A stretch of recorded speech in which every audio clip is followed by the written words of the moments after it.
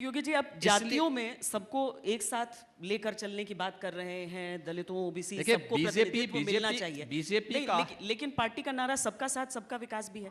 आप अखिलेश यादव के अब्बा जान बार बार बोल रहे हैं। नहीं, मैंने इसलिए कहा क्योंकि उनका मुसलम विश्वास है।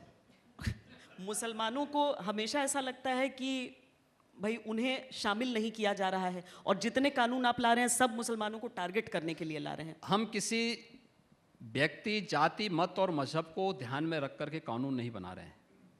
हम प्रदेश की 24 करोड़ जनता की सुरक्षा, उनके सम्मान और उनके स्वावलंबन को ध्यान में रख करके कोई कानून बनाते हैं, उससे इतर हट करके नहीं। और हमारी प्रदेश के 24 करोड़ जनता के प्रति हमारी प्रतिबद्धता है, किसी व्यक्ति, किसी जाति, किसी मत और मजहब के लिए नहीं। 24 करोड़ जनता का हित होगा तो सबका हित उसमें हो जाएगा।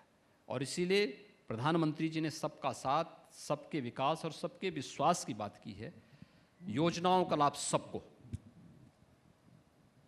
आप आवास योजना का लाभ देखिए, 17% मुस्लिम आबादी है यूपी के अंदर, और योजनाओं का लाभ उनको 32 से लेकर 35% तक मिला है। क्या हमने रोका किसी का लाभ? किसी का नहीं। कानूनों के निशाने पर तो लग रहे हैं। कानून के नहीं। आप देखिए, अगर कोई तोड़फोड़ करेगा, आगजनी करेगा, तो क्या हम आरती उतारेंगे? कानून उसके लिए बनाया जाता है जो कानून के राज को मानता नहीं। उसके लिए तो कहीं ना कहीं दंड प्रक्रिया उसी के लिए बनाई जाती है। इसलिए कानून उस व्यवस्था के लिए बनाए गए हैं, किसी का उत्पीड़न करने के लिए नहीं। हर व्यक्ति को न्याय की कसौटी पर न्याय शब्द बोलने से नहीं, जमीनी धरातल पर वह दिखाई भी दे। और इसलिए आज मुझे कोरोना कालखंड में तमाम मुस्लिम धर्मगुरुओं के साथ संवाद करने का अवसर प्राप्त हुआ है, और मैं इस बात को कहता हूं और हर व्यक्ति स्वीकार करता है कि साहब, दंगे नहीं हो रहे हैं तो हम भी सुरक्षित हैं, उनकी प्रॉपर्टी भी सुरक्षित है। अन्यथा होता क्या था, कोई ना प्रॉपर्टी सुरक्षित होती थी, ना बहन बेटियां सुरक्षित होती थी, कोई भी सुरक्षित नहीं था। आज हर व्यक्ति सुरक्षित है ना। तो आपका तरीका वही चलेगा, लॉ एंड ऑर्डर में, कानून में, गाड़ी यूं ही पलटेगी? देखिए, प्रदेश में 24 करोड़ जनता की सुरक्षा, सम्मान के लिए कानून का राज कैसे स्थापित होगा, ये एजेंसियां तय करेंगी, और उसके अनुसार ही उसको आगे बढ़ाएंगे भी। क्या निर्देश है आपका उनको? गाड़ी पलटती जाए? देखिए, एक्सीडेंट हो सकता है, इसमें कौन दो राय है? देखिए, इसमें कहीं कोई एक्सीडेंट किसी का भी हो सकता है। क्या बात कर रहे हैं?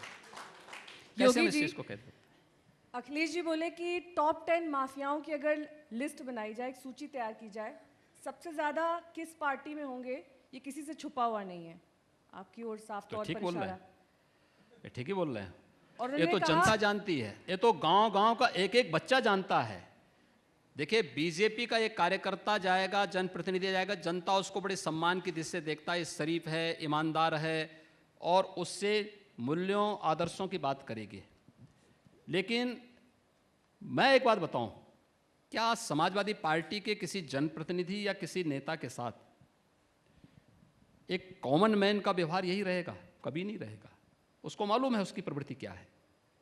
अब उम्मीद ही नहीं कर सकते हैं कि वह कहीं जाए और कहीं तोड़फोड़ और आगजनी न करे, कहीं लूटपाट न करे। ये उनकी प्रवृत्ति का हिस्सा है। इसलिए वो ठीक बोल रहे हैं। वो कह रहे बुलडोजर संस्कृति तो आपकी है। तो बुलडोजर संस्कृति इसलिए जिसने जबरन कब्जा किया है, तो वहां पे क्या हम मनोहार करेंगे? बुलडोजर वहां चल रहा है जहां चलना चाहिए, और जो उसका हकदार है, वहां बुलडोजर भी चलाया गया है, चलाया जा रहा है। एक सवाल सर, छोटा सा। राजभर जी आपसे बहुत नाराज चल रहे हैं। आप इतना सभ्य तरीके से, सौम्य तरीके से मुस्कुरा मुस्कुरा कर बातें करते हैं, उन्हें क्यों नहीं मना पा रहे हैं? मैं तो मंत्रिमंडल में सबसे वही मुस्कुरा के बात करता हूँ, ऐसे ही बात करता हूँ, इससे अलग हट के बात करता ही नहीं हूँ।